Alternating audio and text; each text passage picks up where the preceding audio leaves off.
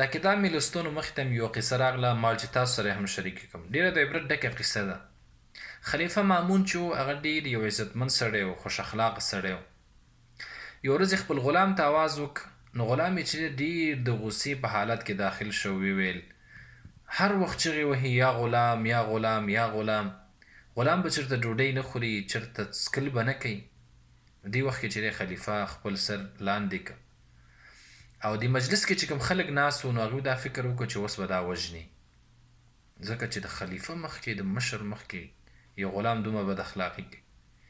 څه لږ وخت پس چې دی خلیفه خپل سر جګ کړ او ویې فرمایل و چې کله مشران دا خوش اخلاقه شي نو کشران او غلامان چې دی هغه بد اخلاقه شي، او چې کله مشران بد اخلاقه وي نو د هغې نه لاندې کومه طبقه چې دا غلامان چې دي نو هغه ډېر خوش اخلاقه او اخر کې ډېر د کمال خبره وکړه.